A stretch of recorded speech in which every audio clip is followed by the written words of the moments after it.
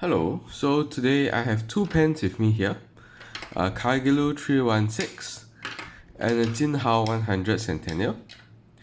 So these two pens, as you can see, look very visually similar, right? I think they both take inspiration from the Parker dual fold design. A bit of differences, you could see the clip, right, is more intricate for the Jinhao and simpler for the Kaigelu. The bending at the bottom of the cap is different, and of course the cap finials, if I could show you. One of them has the Jinhao chariot logo and the other one the Kaigelu kangaroo logo.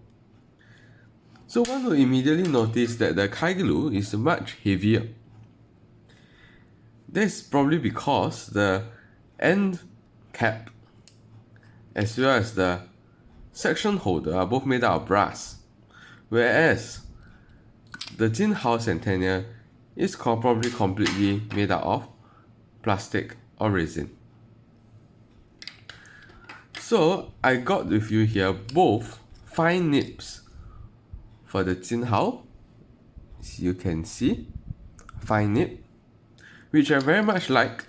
I first had the experience with the Jinhao fine nip in their 9056 wooden pen series, and I liked it so much. I was so glad that it was featured on the Centennial.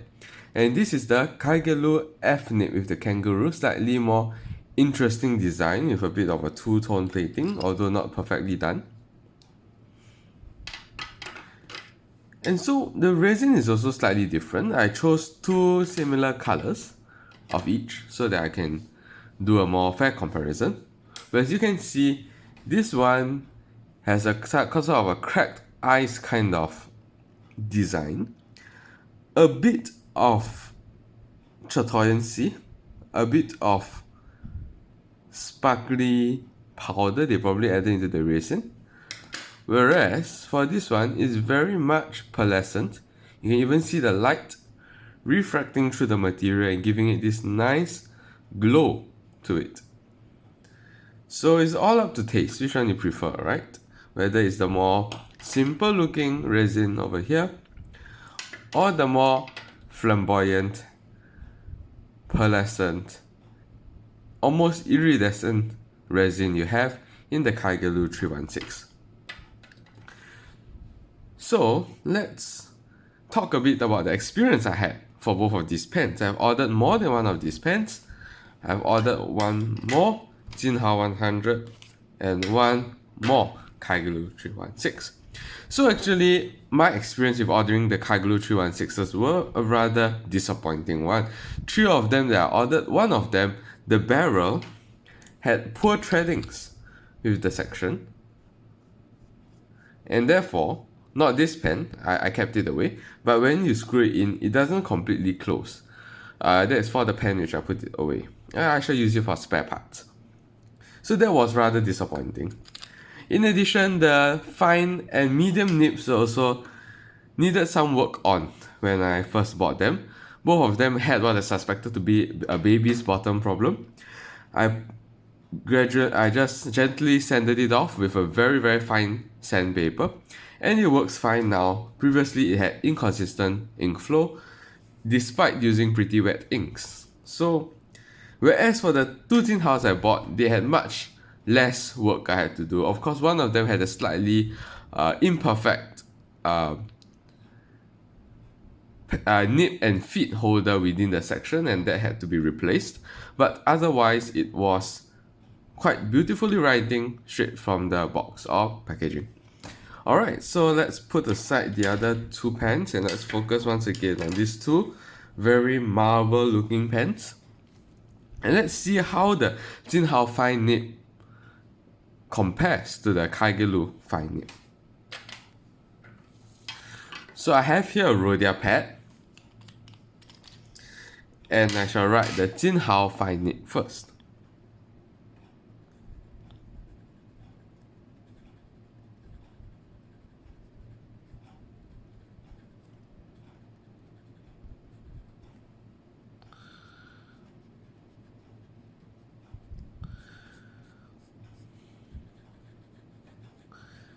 Very smooth, fine nib, which is a great surprise, honestly, because the Jinhao fine nibs have only been around for a few months. Prior to that, they only had number 5 fine nibs and number 6 medium nibs, but never number 6 medium nibs, which I think was launched similar to their launching of the 9056 wooden pen. And I would just show a beautiful sample of that pen to you. Right? I think they launched it with this pen. Very beautiful. Jinhao fine nib. So I love it a lot, and it works perfectly fine. I've never gotten one that was scratchy or had any other problems.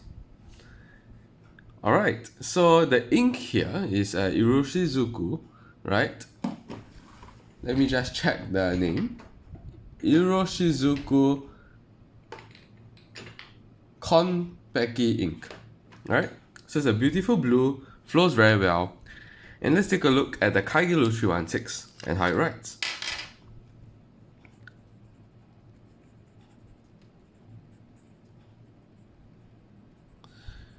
So, as you can see, it's a very much broader definition of fine. And it's wetter, but it still flows well after I got rid of the baby's bottom. So I think both nibs are pretty good. The Kaigelu 316 has a bit of a flex to it. If you flex it too much, the ink flow cuts off. So it's probably not designed to flex that much. Whereas if I were to bring back the Jinhao Centennial, right, much less flexing, probably because it's a fine nib, finer nib than the Kaigelu one, and also because it's pretty much quite like a steel nail kind of feeling to it, which I don't mind, honestly. And so that's the end of my review, right, of the Kaigelu 316 and the Jinhao Centennial 100. Thanks for watching, stay safe, goodbye.